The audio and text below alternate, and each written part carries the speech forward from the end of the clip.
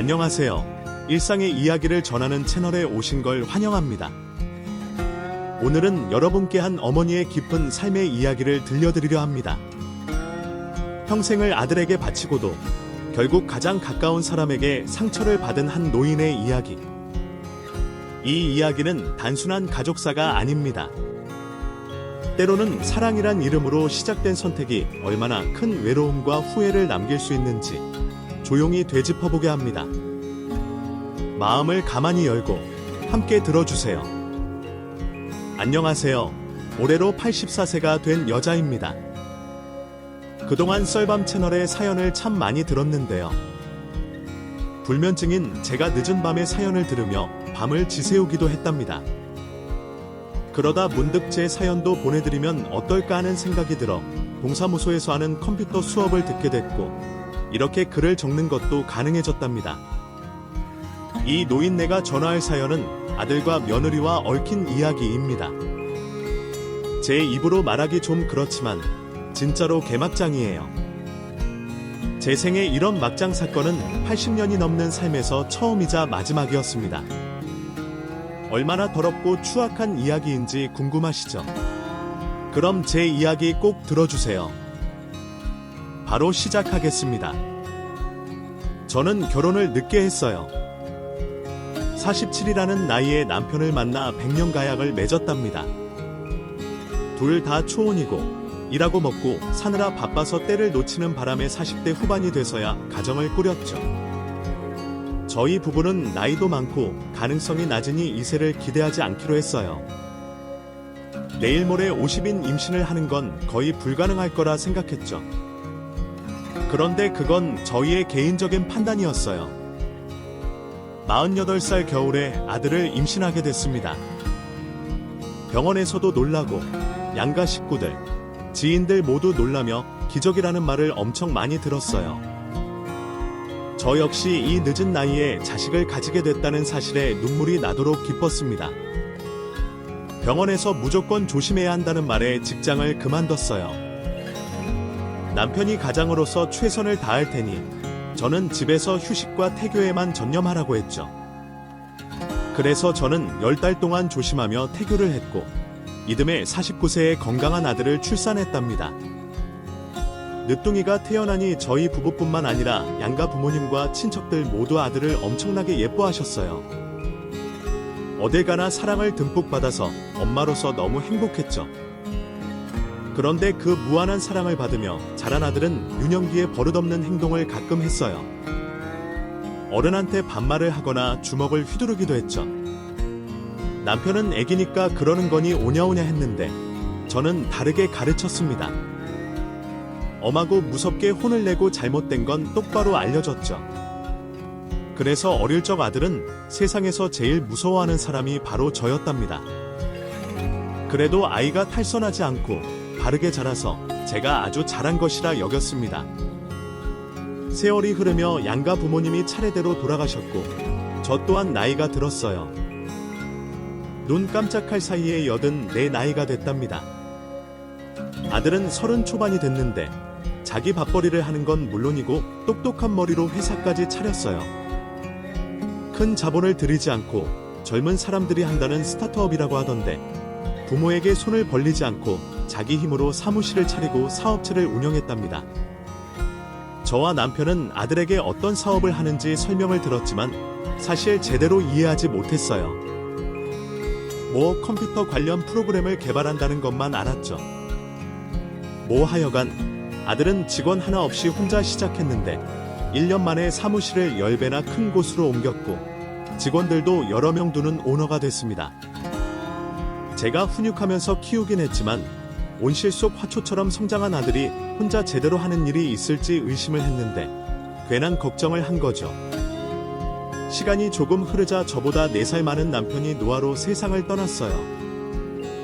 특별한 지병이 있는 건 아니었고 잠을 자다가 심장마비로 떠났답니다. 새벽에 남편이 이상해서 불을 켜고 얼굴을 봤는데 미소 짓는 얼굴을 마지막으로 보여주고 갔더라고요. 그이나 저나 나이가 많았으니 세상 떠나는 걸 진작부터 예상하고 마음의 준비를 하고 있던 터라 남편의 죽음이 큰 충격은 아니었습니다. 저는 그의 영정사진 앞에서 아들이 장가가서 자식 낳고 사는 걸 보고 옆으로 가겠다고 했어요. 조금만 기다리면 볼 수 있으니까 괜히 보채지 말라고 일러줬죠. 그렇게 남편을 떠나보내자 아들 녀석이 결혼하고 싶은 여자친구를 데리고 오더군요. 조금만 더 빨리 데려왔으면 좋았을 텐데 많이 아쉬웠죠. 아들 민수는 얼굴이 참하고 예뻤습니다. 성격도 곰살 같고 밝았습니다. 직업이 간호조무사라고 했는데 저에겐 직업 같은 건 상관없었어요. 제 아들이 진정 사랑하는 여자라면 누구라도 허락해 줬을 겁니다. 그래서 바로 결혼을 승낙했고 바로 상견례 날짜를 잡았어요. 제가 우스갯소리로 늙은이가 언제 갈지 모르니 하루빨리 서두르라고 했죠. 그래서 일주일 만에 사돈 부부를 만나게 됐습니다. 그런데 두 사람 모두 너무 젊어서 깜짝 놀랐습니다. 제가 결혼했을 적 나이인 40대 후반으로 보이더라고요. 실제 나이는 더 많겠지만 저와 겉모습이 크게 차이나서 살짝 부러우기도 했답니다. 이윽고 악수를 하며 인사를 나누는데 안사돈이 저를 보며 눈웃음을 치며 말하더군요. 아, 할머님이시구나. 김서방 부모님은 나중에 오시는 건가요? 할머님이 올시다 늦둥이를 봐서 나이가 좀 있지요? 어머, 죄송해요. 제가 큰 실수를 했어요. 제 딸이 사돈 이야기는 하나도 해준 게 없어서 몰랐어요. 아유, 그래요. 괜찮습니다. 모르시고 착각하신 거니 이해합니다. 제가 나이 50이 되기 전에 아들 녀석을 낳았어요. 그래서 보시다시피 80대 노인입니다. 아유, 사돈. 조금 놀라긴 했지만 나이가 무슨 상관이겠어요. 요즘은 100세 시대라고 하잖아요. 앞으로 20년은 더 사실 테니 너무 늙었다고 하지 마세요. 가만, 그럼 만약에 애들이 결혼해서 애들 낳으면 그 애가 20살이 되면 사돈은 100살이 넘는 거에. 완전 증조할머니 뻘이네? 이거 재밌다. 안사돈은 며느리와 달리 생각 없이 말을 잘 뱉더라고요. 저는 그냥 젊은 사람이 농담하는구나 하고 넘겨버리고 웃으면서 넘어갔습니다. 식사를 하면서 자식들 결혼 준비에 대한 이야기를 나눴는데 사돈 측에서 강남의 아파트를 요구했어요. 사돈, 우리 딸은 어디 가서 빠지지 않는 외모임 아시죠? 만나달라고 주유소는 남자도 한 트럭은 넘는다고요. 사자들도 여럿 있었는데 다 버리고 사돈 아드님 선택했어요. 사돈, 단도직입적으로 말씀드릴게요. 제 딸이 살 신혼집으로 강남 아파트 해주세요. 네, 강남 아파트예요. 제가 그 정도로 여유 있는 사람이 아닌데 아들도 사업하는데 돈이 묶여 있어서 당장 큰 돈 마련하지 못할 텐데요. 아유, 사돈. 강남은 너무 비싸니까 다른 곳은 안 되겠습니까? 그러자 사돈 부부는 물론이고 며느리 역시 강남에서 살아야겠다고 말하더라고요. 돈을 밝히는 사람들인가 싶어 마음이 싱숭생숭했는데 다시 생각해보니 요즘 며느리들은 다들 눈이 높아서 어느 정도 맞춰줘야 한다는 걸 많이 들어와 강남의 아파트를 마련해주기로 했어요. 제가 모아둔 돈과 남편이 사망보험금을 모두 더하면 얼추 강남 바닥에 있는 아파트 한 채 정도는 마련할 수 있을 것 같더라고요. 그래서 전 재산을 털어 강남의 아파트를 계약했고 며느리와 사돈이 혼수를 꽉 채웠습니다. 부족하게 해오면 어쩌나 걱정했는데 아주 비싼 것들로 집안을 가득 메웠더라고요. 그리고서 결혼식을 올리게 됐고 저는 30년 넘게 한 집에서 살던 아들을 며느리에게 보내주게 됐습니다. 처음엔 얼른 장가가길 바랐는데 막상 보내놓고 나니 가슴이 먹먹하더라고요. 늦둥이의 귀한 녀석이니 허전한 마음이 절 괴롭게 하더라고요. 며느리에게 미안하고 눈치가 보이지만 당분간은 아들이 먹을 반찬을 나르기 시작했습니다. 그 핑계로 아들 얼굴을 한 번 더 보고 싶었으니까요. 며느리는 전업주 부였기 때문에 집안에 항상 있어서 어쩔 수 없이 마주쳐야 했답니다. 초인종을 누르자 며느리가 현관문을 열어줬는데 다행히도 밝은 얼굴로 저를 맞아줬습니다. 어머님, 저희 신혼집에는 어쩐 일로 오셨어요? 잘 오셨어요. 얼른 들어오셔서 식사부터 하세요. 이 늙은이가 신혼집에 눈치 없이 와서 미안하구나. 다들 좋아하는 반찬이랑 새야, 너 좋아하는 꼬막 무침 좀 해왔다. 우와, 꼬막 무침이야. 안 그래도 꼬막 땡기는 참이었는데 잘 됐네요. 저 어머님 반찬에 밥 먹을래요. 아까 저녁 먹었는데 어머님 정성이 있으니 또 한 번 먹을게요. 크크. 아이고, 우리 며느리는 사람 기분 좋게 해주는 재주가 있구나. 참 고맙다. 며느리는 살갑게 대해줬고 제가 신혼집에 자주 와도 좋다고 말해줬어요. 그 말을 믿어도 될지 모르겠지만 저는 더 늙어서 몸이 불편하기 전까지는 아들 얼굴도 보고 해줄 수 있는 반찬이나 실컷 해서 나르기로 했어요. 아들은 한결같이 착하고 고운 녀석이라 매번 제가 떠날 때면 포근하게 안아주며 고맙고 사랑한다는 말을 건네줬어요. 아들이 태어나고 평생 들어온 말이었는데 장가를 보내고 들어보니 눈물 콧물이 찔끔 나오더군요. 아들 신혼집에 매주 1시간씩 들러 반찬을 주고 잘 지내는지 보고 듣고 돌아오길 반복하다가 한 달 뒤에는 보름에 한 번씩 찾아갔습니다.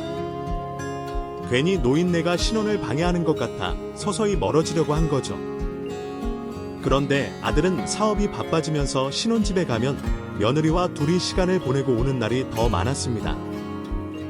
제가 자주 찾아가면 씨를 만도한데 어찌된 게 시간이 지날수록 더 살갑고 사근사근하게 대해줬답니다. 어머님, 오늘도 맛있는 반찬 해오셨어요.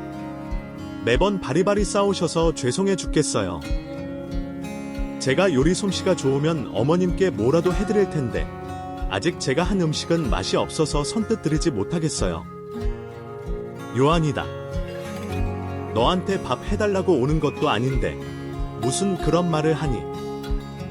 그리고 요즘 젊은 여자들 중에 요리 제대로 하는 사람이 몇이나 있겠어. 새야, 괜히 부담 갖지 말아라. 너한테 그런 거 바라지 않으니까. 우리 어머님은 마음이 엄청 젊으세요. 어쩜 그렇게 생각하시는 게 아가씨 같아요. 혹시 어머님 80대 아줌마의 탈을 쓰는 아가씨 아니에요? 어디 봐요. 제가 탈 벗겨 볼 테니까. 이거 녀석. 이래서 내가 널 예뻐하는 게 다 말 한마디를 해도 예쁘고 재밌게 잘해주니 너만 보면 그 뭐냐 무슨 바이러스 크게 전염돼서 생글 깔깔거리며 웃게 된다고. 정말요? 그럼 어머님은 며느리 잘 들인 거 맞지? 아유, 그럼. 두 말하면 잔소리지. 며느리 칭찬을 연거푸 했더니 저에게 한 가지 부탁할 게 있다고 하더군요. 어머님, 저 한 가지 말씀드릴 게 있는데 들어주실래? 우리 예쁜 며느리가 하는 말은 모두 들어줘야지. 너는 똥도 아까운 아이야. 그렇게 말씀해 주시니까 편하게 부탁드릴게요. 어머님, 그이한테 경제권을 저에게 넘겨주라고 해주시면 안 될까요? 아니, 오빠한테 생활비 받으면서 지내니까 재미없어요. 집에서 살림만 하는 것보다 재테크도 하고 돈 벌리는 공부도 하면서 지내고 싶다고요. 경제권. 너희 두 사람이 결정할 일이지. 내가 관여하면 되겠? 아니, 생각이 있으니까 아직 경제권을 주지 않은 거 아닐까? 새야, 네가 좀 기다려주면 안 되겠니? 어머님도 그이 편이시네요. 같은 여자라서 제 심정 아실 거라 생각했는데 섭섭해요. 돌아진 며느리는 입을 오리처럼 내밀고 다시 경제권을 받게 해달라고 아양을 떨더라고요. 하지만 제 아들이 그렇게 하는 데에는 다 이유가 있으니 참고 기다리라고 말해줬습니다. 그리고 신혼집에서 나와 생각해봤는데 아들이 혼인신고를 하지 않은 것과 경제권을 넘겨주지 않은 건 제 가르침 때문인 것 같았어요. 제가 사람을 쉽게 믿지 말라고, 이 세상엔 사기꾼이 널렸다고 귀에 못이 박히도록 가르친 기억이 있었죠. 저는 며느리 얘긴 미안하지만 아들이 아주 잘하고 있는 것 같아 마음이 놓였습니다. 경제권을 끝까지 주지 않고 아들이 모든 걸 관리하길 바랐죠. 그렇게 자기 인생을 잘 풀어가며 살고 있던 아들이 어느 날 제 집에 홀로 찾아왔어요. 할 말이 있다면서 진지한 표정으로 밥도 거부하며 입을 열더군요. 엄마, 당분간 저희 집에 오지 마세요. 뭐? 아니, 무슨 일이 있니? 아니, 그런 게 아니라 너무 자주 오시는 것 같아서 이젠 연락하고 만났으면 좋겠어요. 아들은 저에게 서운한 말을 전하더군요. 늙은 어미가 부끄러웠는지 제 아내와 깨를 볶아야 하는데 방해가 됐는지 반찬 같은 건 그만두라고 하더군요. 순간 혈압이 오르고 열이 났지만 화는 내지 않았습니다. 다른 집 자식들도 기본적으로 반항을 하며 사는 걸 알기 때문에 약과라고 생각했답니다. 그래서 저는 고개를 끄덕이며 대답했어요. 그래야겠다. 내가 눈치 없이 너무 나섰지? 불편하게 해서 미안하다. 엄마, 그게 아니라... 아니에요. 죄송해요. 내 차량 문제 있는 건 아니지? 아니, 그 착한 애가 나더러 오지 말라고 했을 리는 없고 내 생각인 거지. 맞아요. 제 생각이고 제 판단이에요. 그럼 할 말 다 했으니 그만 가볼게요. 더 있으면 엄마 감정만 더 상할 테니. 이런, 알겠어요. 그래도 밥은 먹고 가렴. 민수야. 아니에요. 저희 집에 가서 먹을게요. 아들이 저희 집이라는 말을 꺼내자 꼭 남이 말하는 것처럼 들렸습니다. 뭐, 여하튼 아들이 저에게 손을 긋는 바람에 며칠 동안은 입맛도 없고 잠도 잘 오지 않았어요. 그리고 몇 주 동안 아들 집에 가지 않았는데 며느리에게서 전화 한 통이 없더군요. 앞에서는 살갑게 잘하더니 제가 완전 좋았던 것만은 아니었나 봅니다. 제가 눈치가 없던 것 같았죠. 얼마 뒤 기분 전환도 할 겸 혼자 백화점에 쇼핑을 하러 갔어요. 새로 옷도 사입고 맛있는 것도 먹고 돌아오려고 했죠.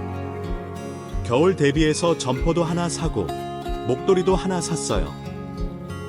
뭐, 그 정도면 충분히 쇼핑이 된 것 같아서 백화점 푸드코너로 걸어갔죠. 그런데 많은 사람들 속에서 제 며느리 세아의 얼굴이 보였습니다. 보통 미모가 아니었으니 눈에 확 띄었죠. 그런데 며느리가 다정하게 팔짱을 낀 남자는 제 아들이 아니라 외간 남자였습니다. 나이가 많은 사람처럼 보였어요. 예전에 확인을 해야 할 것 같아 걸음을 서둘러서 며느리가 있는 쪽으로 향했답니다.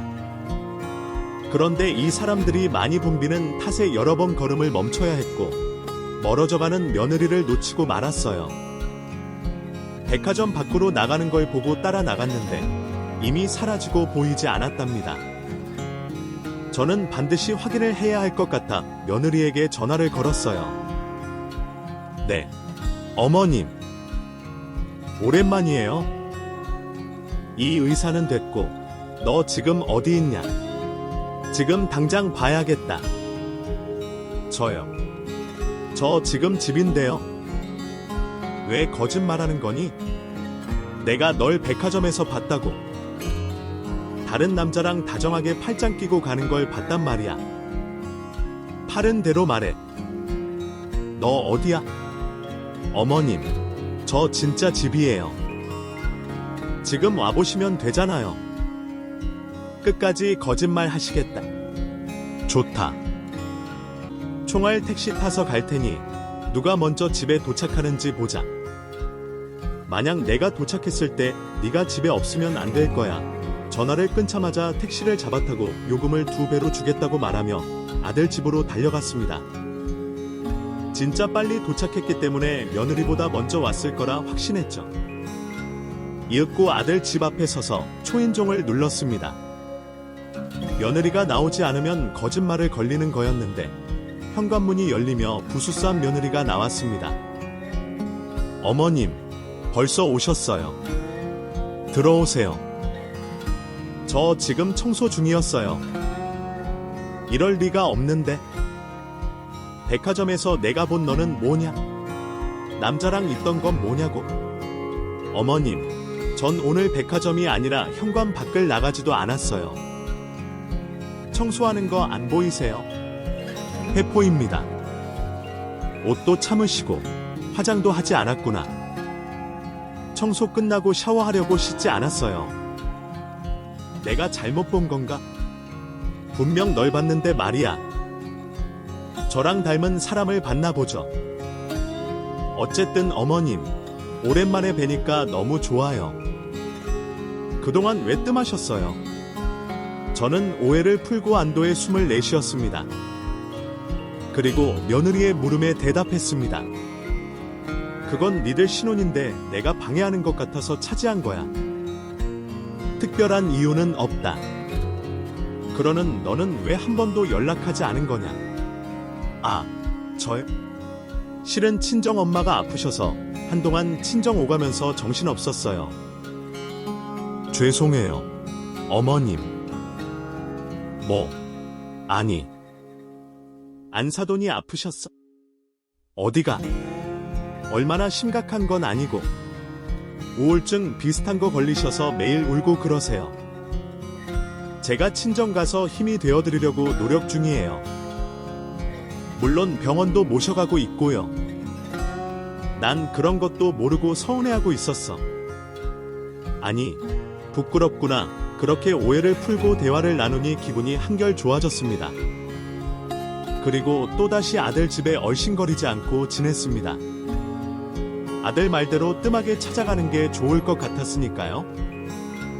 한 달 동안 아들과 간간히 안부 전화를 주고받기만 하면서 지냈습니다. 아들이 빈말이라도 놀러 오라는 말을 해줬으면 좋았을 텐데 마지막 말을 항상 잘 지내라고 매듭짓고 끊더라고요.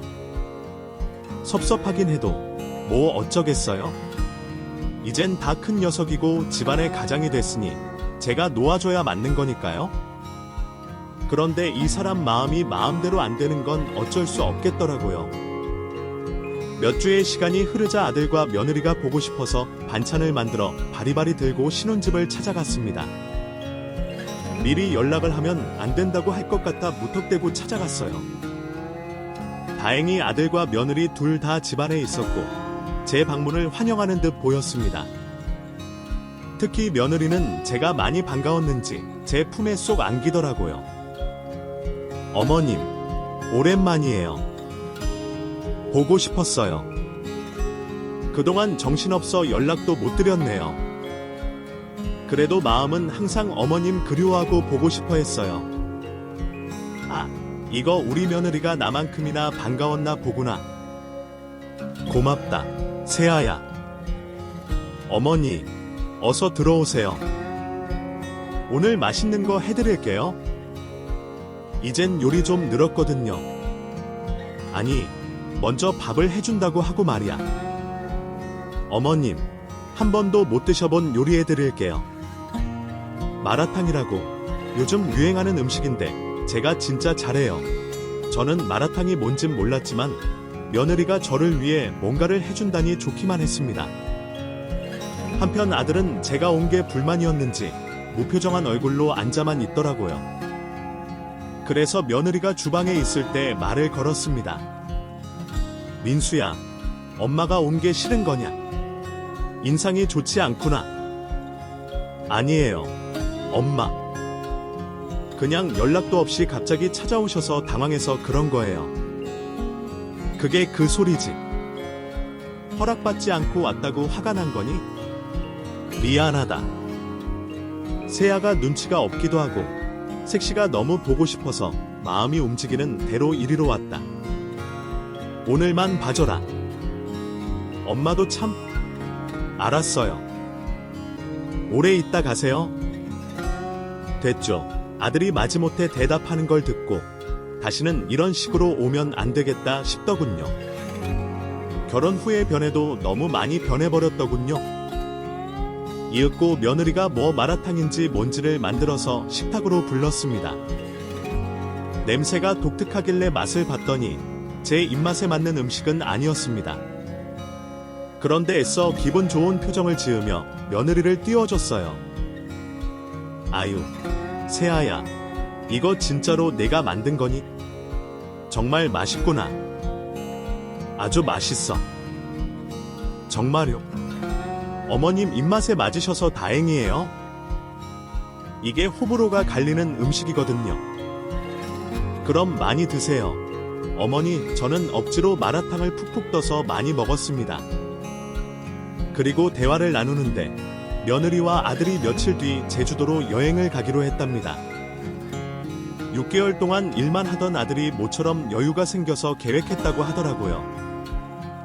며느리는 여행 생각에 들떠서 제주도의 관광지를 여러 곳 검색해 일정을 다 맞춰놨다고 했습니다. 어머님, 저는 제주도 가면 무조건 폭포 있는 곳에 갈 거예요. 제주도에 좋은 곳이 많지? 구경 잘하고 오거라. 흥, 어머님도 같이 가면 좋을 텐데. 오빠, 어머님도 모시고 가면 안 될까? 며느리의 말에 기대는 하지 않았지만 아들은 엷은 미소를 짓고 아무 대답도 하지 않더군요. 제가 따라간다고 할까봐 빈말도 하지 않았답니다. 식사를 마치고 반찬을 냉장고에 정리해줬으니 제 할 일은 다 해서 나갈 생각이었습니다. 아들이 불편한 기색을 계속 드러내고 있으니 마음이 편치 않아 일찍 일어났죠. 민수야, 세아야, 애미는 그만 가보마. 엄마, 다음엔 연락하고 올게. 어머님, 벌써 가세요. 아쉽다. 그럼 조심히 가세요. 어머님. 엄마, 제가 연락드릴게요. 그리고 반찬 잘 먹을게요. 아들 신혼집에서 나와 아파트 단지를 지나가는데 현금 인출기가 보이더군요. 며칠 뒤에 제주도 여행을 간다는 아들 내외에게 용돈이라도 주고 가면 좋을 것 같다는 생각이 들었습니다. 그래서 현금 100만 원을 인출해서 다시 아들의 신혼집으로 향해 걸어갔습니다. 그런데 조금 멀리서 누군가 저를 부르더군요. 세상을 떠난 남편의 번, 혁수 씨였습니다. 아유, 재수씨, 이게 얼마만이에요? 여기는 어쩐 일이시래? 여기 혹시 이사 왔어요? 오랜만이네요. 혁수씨, 여긴 제 아들 신혼 아파트예요. 6개월 전에 장가 보냈거든요. 아유, 그게 정말이에요. 왜 저를 결혼식에 안 부르셨어요? 서운한데요? 아유, 죄송해요. 가까운 집만 부르고 남편 친구들은 아무도 부르지 않았어요. 그 남자는 친구 집에 들렀다가 나가는 길이라고 했어요.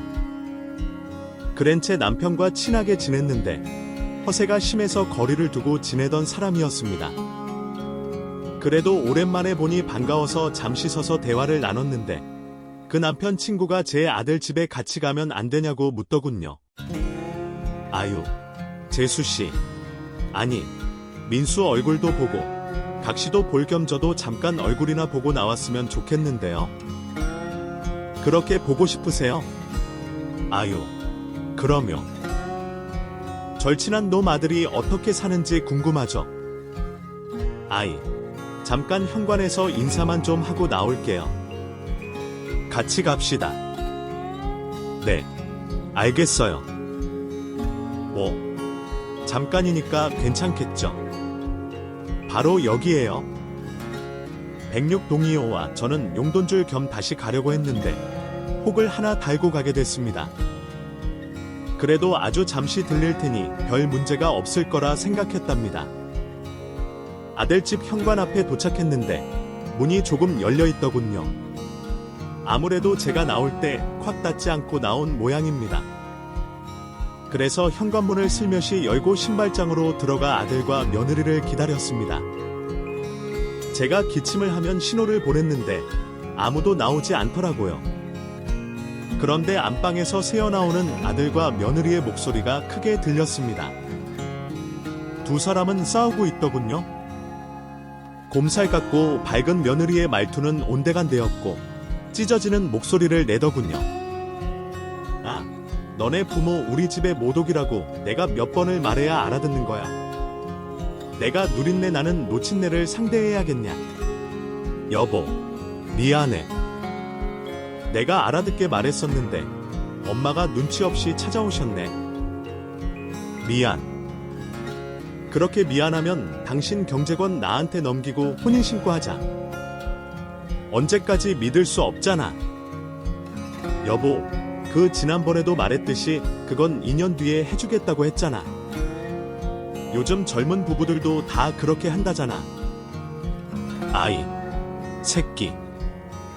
다른 건 내 말 잘 들으면서 왜 경제권에서 말을 안 듣? 네가 이런 식으로 나오면 확 나가버린다. 너 버리고 다른 남자한테 가버리겠다고. 여보, 그러지 마. 알았어. 그럼 혼인신고하자. 경제권도 줄게. 제주도 다녀오면 내가 다 해줄게. 뭐?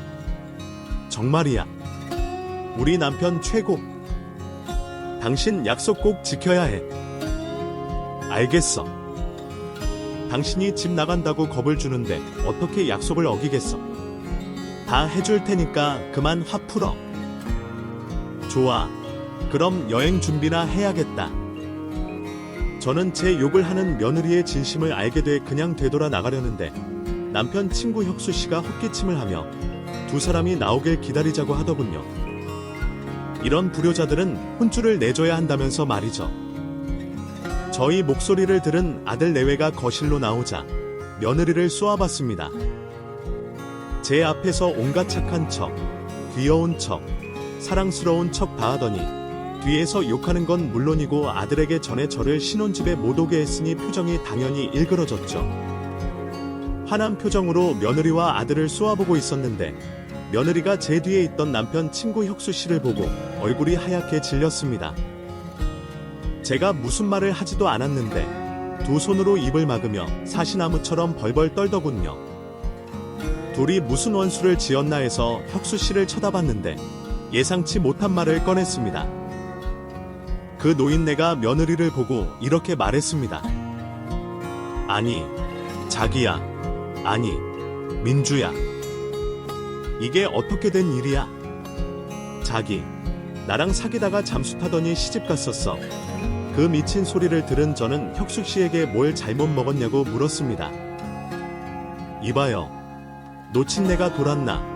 하지만 혁수 씨는 신발을 벗고 들어가 며느리 앞에 서서 말했습니다. 아니, 자기야. 왜 연락도 없이 날 버릴 수가 있는 거야? 난 자기랑 시작하려고 마누라랑 황혼 이혼했단 말이야. 아이씨, 재수옴 붙었네. 저 놓쳤나? 여기를 왜 온 거야? 어머님, 저 노친네랑 아는 사이예요. 왜 달고 들어와서 사람을 놀라게 해? 뭐, 너 지금 이 무슨 상황인지 해명부터 해야 하는 거 아니야? 혁수 씨, 사실대로 말해봐요. 제 며느리랑 무슨 사이인지 처음부터 다 말해보란 말이에요. 그러자 혁수 씨가 말문을 열었습니다. 아이, 그러니까 민주는 나와 5년 전에 만났어요. 강남에 있는 룸사롱에서요. 거기 접대부인 민주를 처음 보자마자 반해서 사귀자고 매달렸습니다. 아니, 처음엔 거절하더니 제가 매달 용돈 주겠다고 하니까 마음을 열더라고요. 그래서 우리는 연인이 됐어요. 저는 민주가 룸사롱에 나가지 않게 하려고 용돈 말고도 모 생활비, 월세, 쇼핑 비용까지 다 대줬습니다. 아니, 돈으로 마음 사는 건 어리석은 일이지만 저한테는 민주가 전부였기 때문에 모든 걸 다 바쳐가며 사랑했어요. 우리는 작년에 결혼하기로 약속도 했어요. 아니, 근데 갑자기 연락처를 바꾸고 잠수를 타는 바람에 민주를 찾으려고 서울에 있는 술집 다 뒤졌어요. 미친놈처럼 민주 찾으려고 서울 바닥을 이 잡듯이 찾아다녔는데 오늘에서야 만나게 됐네요. 아니, 내 사랑 민주야. 오빠 왔어. 이 혁수 오빠가 왔다고 혁수 씨가 하는 말은 너무 어처구니가 없어서 헛웃음이 나왔습니다. 결국은 제 며느리가 룸사롱 술집년이고 50년 차이 나는 노친네한테 용돈 받아가며 연애를 했다는 거잖아요. 정말이지 역겨워서 오바이트가 쏟아질 것 같았습니다. 이에 저는 며느리에게 이게 전부 사실이냐고 소리를 꽥 지르며 물었습니다. 새야, 너, 이 남자 말이 모두 사실이야. 간호조무사 출신이라더니 룸사롱에서 남자들 간호했던 거야. 그리고 혁수씨 애인이었다고. 그러고 보니 지난번에 백화점에서 내가 본 게 너 맞았구나. 그때 옆에 있던 게 혁수씨였지. 이게 감히 결혼 후에도 노인네랑 놀아놨던 거야. 애인씨, 젠장할. 그래요. 맞아요. 백화점에서 존나게 달려서 집으로 돌아가서 화장 지우고 옷 갈아입고 아닌 척한 거 맞아요. 그리고 오빠 말대로 나 술집 다니는 년이에요. 근데 뭐, 그건 다 과거잖아요. 지금 민수 씨랑 잘 먹고 살고 있는데 무슨 문제 있어요? 당연히 문제가 있지, 이년아. 너처럼 더러운 년을 내 아들이 아내로 들 수 없다 이 말이야. 지랄하네. 민수 씨 없으면 못 살거든요. 그러니까 둘 다 꺼지세요. 누린내 풍기지 말고 나가란 말이야. 저는 이성을 잃고 며느리에게 다가가 머리채를 잡았습니다. 따귀도 날리고 등짝도 날렸습니다. 그러자 혁수 씨가 달려오더니 제 머리채를 낚아챘어요. 아이, 재수 씨, 이게 뭐 하는 짓입니까? 내 사랑 민주에게 왜 행패 부리고 그래요? 여기서 매를 맞아야 되는 사람은 바로 인연이라고요. 산전수전하다가 저를 만난 거라고요. 어쩌다 민수랑 결혼하게 됐는지 모르겠지만 이 여자 내 여자니까 건들지 마세요. 제가 소리를 꽥 지르자 아들이 정신이 번쩍 들었는지 혁수 씨의 얼마 없는 머리카락을 잡아채고 며느리의 머리채도 낚았어요. 그러자 며느리는 아들의 머리칼을 쥐어뜯었고요. 네 명이서 온갖 비명을 내면서 개판 아수라장으로 엄청나게 머리카락을 뜯었습니다. 서로의 머리채를 잡고 있는 상황이니 싸움이 끝나지 않았어요. 그래서 아들은 극단의 조치를 취하기로 판단했는지 주먹으로 며느리와 혁수 씨를 때려 눕혔습니다. 건장한 아들이 한 대씩 날리니 나가 떨어지더군요. 여기서 아들이 며느리 편을 들면 어쩌나 싶었는데 천만다행히게도 술집 출신년이자 50살 나이 차이 나는 남자와 사귀었던 며느리에게 정이 떨어진 것 같았습니다. 아들은 며느리에게 통보하듯이 말했어요. 더러운 년아, 당장 나가. 여기 내 물건 하나도 없으니까 몸만 나가면 끝이야. 뭐? 당신, 날 버리겠다고? 웃기지 마, 넌 나한테 빠져 있잖아. 나 없으면 못 살 만큼 사랑하잖아. 착각하고 있네. 어떻게든 잘 살아보려고 노력한 것뿐이야. 네가 우리 엄마 욕할 때마다 헤어지고 싶은 걸 꾹 참았는데 오늘에서야 확실히 알겠다. 너랑 혼인 신고 안 한 게 천만다행이었어. 여기 혼수들 다 내 돈으로 샀으니까 내년은 몸뚱아리만 가지고 꺼지면 돼. 들어보니 신혼집을 채워준 혼수를 아들이 모두 장만했답니다. 보나마나 며느리가 공사를 치려고 돈 안 들이고 아들 재산을 처먹을 계획이었던 것 같았죠. 여하튼 며느리는 아들의 통보에 발광하다가 이내 방향을 바꾸더군요. 혁수 씨한테 이렇게 말하더라고요. 오빠, 혁수 오빠, 나 아직 사랑해. 우리 다시 시작할까? 저 치사한 새끼는 나한테 아무것도 안 해줘. 오피페 같은 사람을 내가 왜 버렸는지 모르겠어. 내가 미안해. 당연히 다시 시작해도 되지. 아유, 암만이 오라비는 민주가 한번 다녀와도 괜찮아. 내가 언제까지 살진 모르지만 왜 죽는 순간까지 민주 임자 옆에 있고 싶다고. 정말. 그럼 우리 여기서 나가자. 더럽고 치사한 것들하고 더는 못 지내겠어. 누린내 나는 시모는 눈치도 없이 찾아와서 사람 괴롭게 하지 않나. 남편이라는 놈은 짠돌이라 돈을 존나게 안 써요. 돈 좀 있다고 해서 꼬셨는데 지갑을 열지 않는다고. 오빠, 우리 나가자. 아이, 그래, 민주야. 앞으로 이 오라비만 믿어라. 이봐요. 재수씨. 그리고 민수. 두 사람은 앞으로 우리 민주 앞에 나타나지 마. 또 오늘처럼 무식한 짓 하면 가만 안 둘 것이여. 두년놈이 미친 로맨스 드라마를 찍길래 어이가 없어 실수하고 말았습니다. 어쨌든 며느리가 몸만 나가겠다고 하니 다 끝난 일이 됐습니다. 두년놈이 나가자 저와 아들은 한참을 멍하니 벽만 보고 앉아 있다가 마주보고 깔깔 웃고 말았어요. 하도 어이가 없고 기가 막혔으니 아무런 말을 하지 않고 멍하니 시간을 보냈답니다. 그리고 며칠 동안 아들은 집 정리를 했어요. 집을 부동산에 내놓고 혼수를 중고로 모두 팔아버렸죠. 다시 저와 살겠다고 하더라고요. 엄마, 지난번에는 미안했어요. 엄마한테 냉정하게 대한 건 내가 민주한테 빠져 있어서 시키는 대로 다 했던 것 같아요. 정신 차렸어야 했는데 그러지 못했어요. 괜찮다. 이제라도 돌아왔으니 됐어. 그런데 민수야, 우리 다른 곳으로 이사 갈까? 엄마 집도 팔고 새로운 곳에서 시작하고 싶구나. 그거 좋은 생각인데요? 그럼 어디가 좋겠어요? 나도 그 강남에서 살아보고 싶다.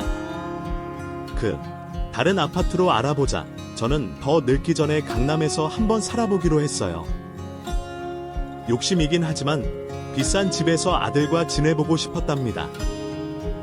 그래서 한 달 만에 새로운 아파트로 이사를 했는데 정말 상상도 못한 일이 벌어졌습니다.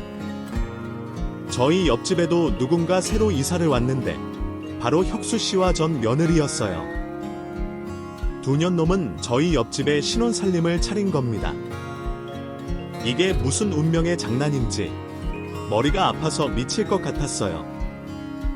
아파트 복도에서 마주친 두 연놈은 팔짱을 끼고 콧소리를 내면서 꼴값을 떨고 있었습니다. 오빠, 나 목기 사줘. 그리고 용돈도 올려줘. 한 달에 800만 원만 줘. 앞으로 팍팍 써줄 테니까 다시 술집 나갈 생각은 하지 마. 저는 두년놈을 보고 한숨을 쉬며 멈춰섰습니다. 이 쓰레기 바퀴벌레 커플을 여기서 다시 보니 니들이 아파트에 살림 차렸냐? 어머, 이게 누구야? 누린내 나는 시어머니잖아. 그동안 안녕하셨어요. 잘난 아들하고 이리로 이사 왔나 봐요. 그래, 나도 강남 바닥에서 한번 살아보려고 이사 왔다. 그런데 재수없게 너희 두 사람을 보니까 바로 이사 가고 싶어지네. 불편하면 어머님이 이사 가시면 되겠네. 저는 그런 걸 전혀 신경 쓰이지 않거든요. 우리 혁수 오빠만 있으면 어디든 상관없다고요. 지랄 쌈 싸먹는 소리하고 자빠져 있네. 돈 밝히는 술집년이랑 젊고 예쁜 년 밝히는 팔정난 늙은이 둘이 아주 짝짝꿍이 잘 맞네. 아주 잘 어울리는 한 쌍의 벌레 같단 말이야. 제 막말에 혁수 씨가 호통을 치며 난리를 치길래 무시하고 제 집으로 들어갔습니다. 이후에도 자주 아파트 복도나 엘리베이터에서 마주쳤는데 매번 소름 끼치도록 역겨웠습니다. 그런데 이것들이 하다 벽간 소음으로 저를 미치게 하더라고요. 밤에 자려고 누워있으면 그 짓하는 소리를 크게 냈습니다. 귀를 막아도 안 되고 벽을 발로 차도 두년놈들은 매일 그 짓에 환장해서 소리를 질러댔습니다. 이 상황에 다행인 건 아들 방이 반대쪽이라 이 더러운 소리를 듣지 않아도 됐습니다. 자기 전처가 옆집에서 80대 노인네랑 그 짓거리 하는 걸 알면 얼마나 기분이 더럽겠어요. 여하튼 전 며느리와 혁수 씨의 밤의 사랑은 매일매일 늑대처럼 울부짖으며 끝나지 않았다 합니다. 그러던 어느 주말 밤 아들이 사업상 출장을 나가 외박을 하게 됐습니다. 그날도 어김없이 옆집에 두년놈의 더러운 소리가 들려왔어요. 저는 짜증이 나서 경비한테 인터폰으로 항의했습니다. 그러자 그 짓하는 소리가 더는 들리지 않더라고요. 이제야 잘만하다 싶어 눈을 감고 자려는데 이번엔 아파트 복도에서 여자 비명소리와 우당탕하는 소리가 들렸습니다. 어느 집에서 큰일이 난 것 같아 버선발로 나가봤더니 옆집의 혁수씨가 그 짓을 하다가 복상사로 숨을 거뒀답니다. 하얀 천이 혁수씨의 얼굴까지 덮여 있었고 구급대원들이 이동식 침대에 눕혀 끌고 나가더군요. 여자 비명소리는 전 며느리의 울부짖는 소리였는데 혁수씨가 실려나가자 울음을 뚝 그쳤답니다. 오빠, 잘 가. 이제 오빠 재산은 내가 가질게. 노친내가 엄청나게 밝히더니 결국 그렇게 가는구나. 아, 너 이 상황에서 그런 소리가 나오니? 어머, 어머님, 다 보셨군요. 네, 맞아요. 우리 혁수 오빠가 복상사로 하늘나라로 갔어요. 그래도 가장 행복한 순간에 떠났으니 호상이잖아요. 그러니 웃어야죠. 이제 이 아파트랑 오빠 재산 모두 다 내 것이 된다고요.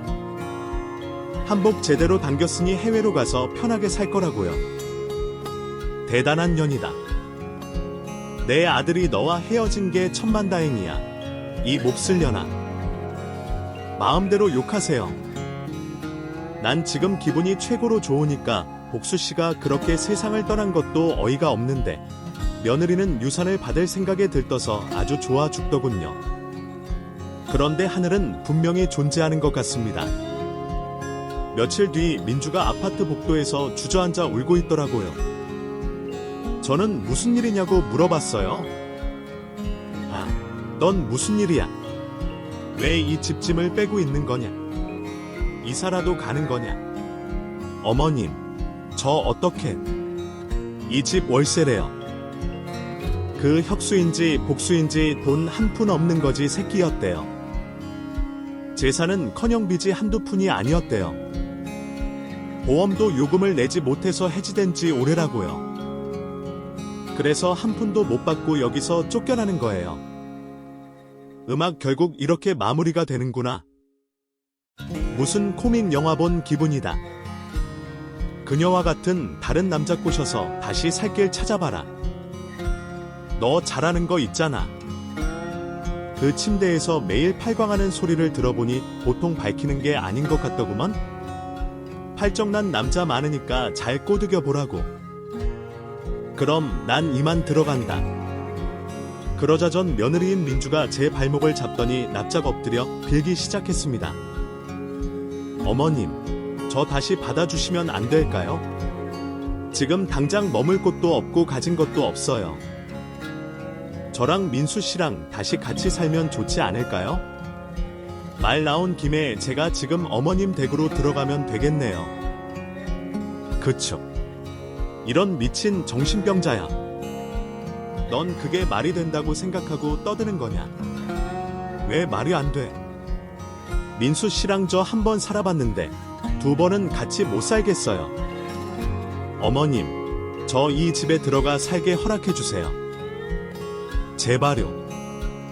이건 나라 안 그랬다가 손목가지를 분질러 버릴 거야. 내 분지르세요? 손목까지 하나 부려지고 이 집에 들어가기만 해주세요.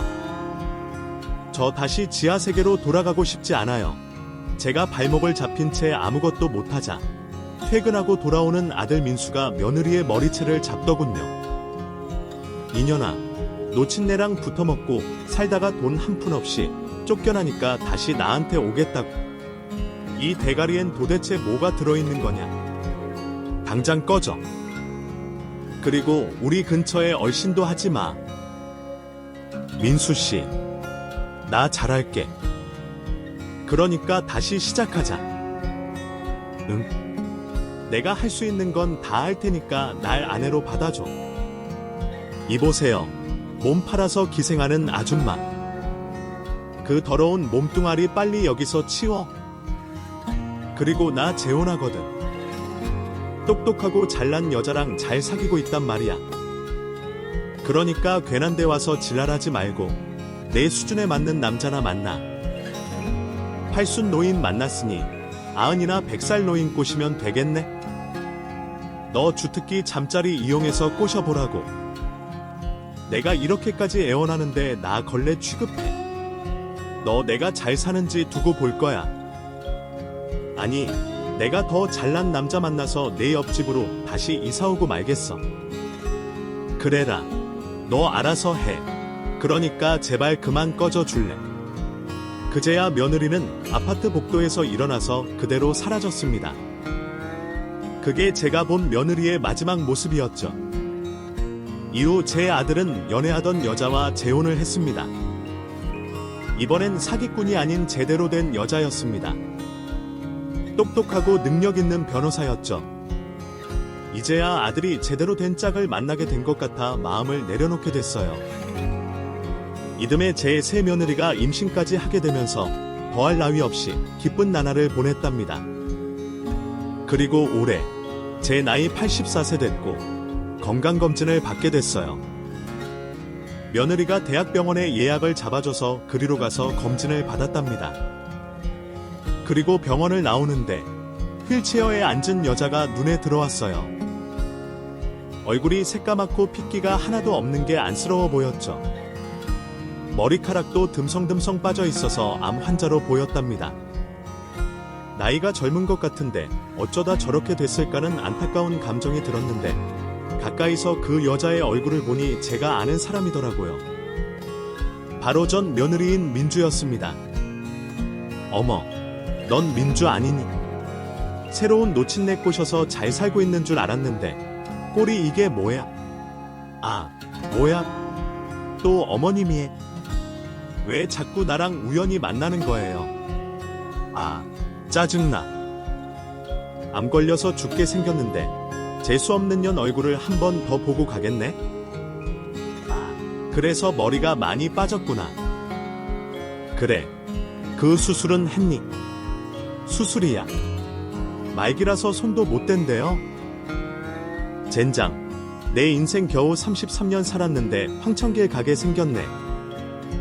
넌 어떻게 암에 걸려도 이 뱀은 걸레는 그대로니? 이봐요, 어머니. 나한테 군소리 할 거면 돈이나 주고 떠들어요. 병원비 없어서 쫓겨나면 길바닥에서 객사하게 생겼거든요. 안 그래도 인생 뭐 같은데 시비 걸지 말고 갈게 가세요. 그래, 미리 명복 빌마. 잘 가라. 재수 없어. 어머님도 민수씨도 영원히 행복하진 않을 겁니다. 내가 저주를 퍼볼 거라고요? 역시 사람은 고쳐 쓰는 게 아닌가 보다. 여전하다. 여전해. 저는 전 며느리가 암에 걸려 죽기 전이라는데 하나도 불쌍하지도 슬프지도 않았습니다. 오히려 집에 가는 제 발걸음이 너무 가벼워서 구름 위를 걷는 느낌까지 들었네요. 이후에는 전 며느리의 소식을 전해 듣지도 않았고 알아보지도 않았습니다. 죽든 살든 뭐 저와는 더는 상관없는 사람이니 잊어버렸답니다. 제 아들과 며느리에 대한 사연은 여기서 끝이 났네요. 황당하면서 웃기지 않나요? 개막장 며느리의 기억을 오늘로써 다 잊어버리고 싶네요. 여러분, 직업에 귀천이 없다는 말은 다 개소리입니다. 웃음 팔고 몸 파는 것들은 직업으로 봐주면 안 돼요. 그리고 저같이 피해보는 분들이 없도록 꼭 돌다리를 두들겨 건넌다는 심정으로 새로운 가족을 맞이할 때는 많은 조사를 하고 받아들이시길 바랍니다. 그럼 여기서 글을 줄이겠습니다. 안녕히 계세요. 제 이야기를 끝까지 들어주셔서 진심으로 감사합니다. 부족한 말솜씨지만 제 마음을 다해 전해드렸습니다. 이 영상이 누군가의 마음에 닿았다면 혹은 가족에 대해 한 번쯤 생각해보게 했다면 그걸로 저는 충분히 행복합니다. 댓글로 여러분의 생각을 남겨주시고 이 이야기가 꼭 닿아야 할 분들께 공유해주시면 감사하겠습니다. 그리고 이런 삶의 이야기들이 더 듣고 싶으시다면 구독 버튼도 살짝 눌러주세요. 다음에 또 이야기로 찾아뵐게요. 고맙습니다.